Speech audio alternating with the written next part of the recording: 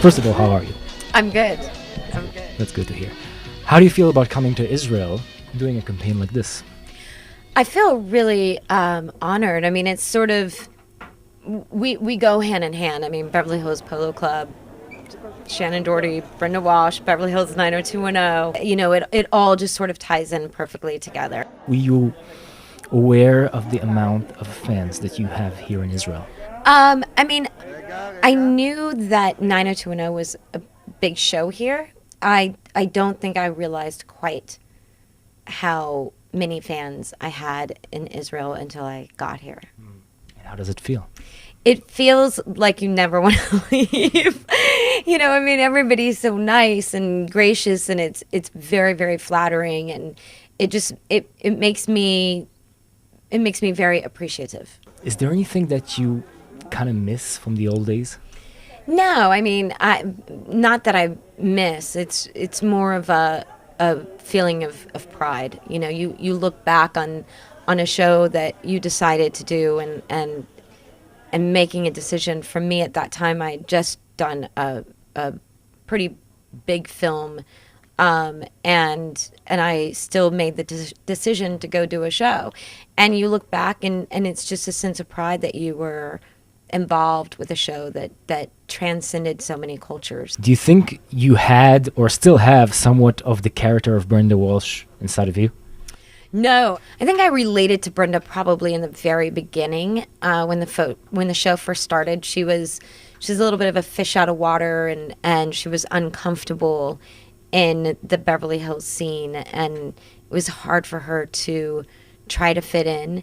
I think that maybe I related to that part because I was never into cliques growing up, and I sort of always did my own thing. I've always been a little bit of a loner, but certainly after that, there's nothing. I mean, as an actor, you know, I don't really want to put any of myself into a character. I want to do something completely different. Do you still have any contact with the guys from the show sometimes? I do. You know, I actually directed Brian Austin Green in a web show called Sweet Seven, and Jenny and I did the new 902 version together. How was that? It was great. We had a great time, and then I just saw Ian recently, and that was wonderful. And so yeah, I mean, you know, there are some of us that definitely, you know, keep in touch. I'm also that girl who my friends have been my friends since I was like 12 or 17. So those are, I always draw a very definitive line in the sand about, you know, this is work and this is my personal life, and I don't particularly like for them to meld. Throughout the 1990s and after the show, after you left the show, there was in the press developed somewhat of a bad girl image for you. Is that something that you would relate to then and afterwards, and something that bugged you? You know, I mean, I think later as I got older, I looked back at that and it bothered me that people thought some of those things of me. But again, you just go through life and you have to live it. And sometimes you're going to make mistakes. And as long as you learn from those mistakes and grow and evolve. I wrote a book called Badass, and badass is actually a very good thing. And it's about, you know, taking charge of your life and being a very strong woman and turning mistakes into a positive.